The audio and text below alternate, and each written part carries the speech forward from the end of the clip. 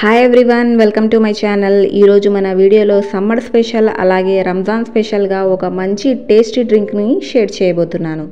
దూద్ కా షర్బత్. ఈ షర్బత్ని ఈజీగా మంచి టేస్ట్తో తక్కువ టైంలోనే ఇంట్లో ఉండే వాటితోనే హెల్దీగా ఎలా ప్రిపేర్ చేసుకోవాలో చూద్దామా? ఇంకెందుకు ఆలస్యం, పదండి ప్రాసెస్లోకి వెళ్ళిపోదాం.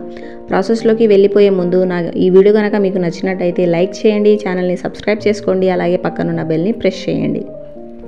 ముందుగా ఒక మిక్సర్ జార్లోకి 3 టేబుల్ స్పూన్ల వరకు కస్టర్డ్ పౌడర్, 2 టేబుల్ స్పూన్ల వరకు జీడిపప్పు, అలాగే 2 టేబుల్ స్పూన్ల వరకు బాదం పప్పును వేసుకొని వీలైనంత మెత్తగా గ్రైండ్ చేసుకోవాలి.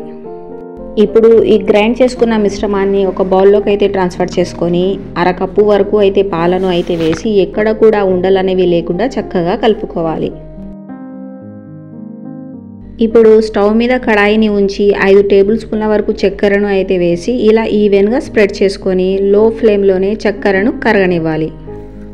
2 నిమిషాలకి చక్కెర ఇలా కరగడం స్టార్ట్ అవుతుంది. ఇప్పుడు స్టవ్ను లోలోనే ఉంచి ఇలా కలుపుకుంటూను చక్కెరను పూర్తిగా కరగనివ్వాలి. ఇలా కలుపుకుంటూ ఉండగానే చక్కెర అంతా కరిగి ఇలా రంగు మారడం అనేది స్టార్ట్ అవుతుంది.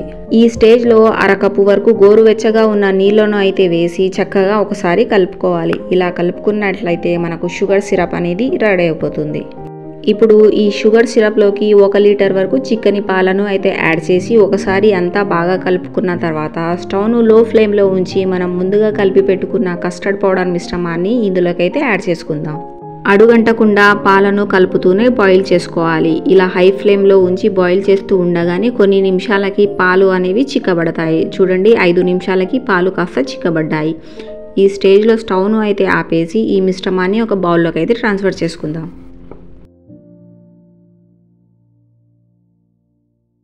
ఇప్పుడు ఈ బౌల్ని 2 గంటల వరకు ఫ్రిడ్జ్లోనే ఉంచుదాం, లేదా బయటనే 2 గంటల వరకు పూర్తిగా చల్లారనిద్దాం. 2 గంటల తర్వాత చూడండి ఇలా చిక్కబడుతుంది. ఇప్పుడు ఒక స్పూన్ లేదా ఇలా విస్కర్తో బాగా బీట్ చేయండి.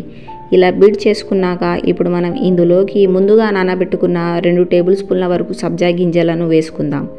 అలాగే మీకు నచ్చిన డ్రై ఫ్రూట్స్లను కూడా ఇందులోకి యాడ్ చేసి అంతా బాగా కలిసిపోయేలాగా చక్కగా కలుపుకొని చల్లగా గ్లాసులలోకి అయితే పోసుకొని సర్వ్ చేసుకోవడమే. మీకు కావాలంటే ఇందులో ఐస్ క్యూబ్స్ని కూడా యాడ్ చేసుకొని కూడా సర్వ్ చేసుకోవచ్చు. ఇంతేనండి, సమ్మర్ స్పెషల్ దూద్ కా షర్బత్ రెడీ.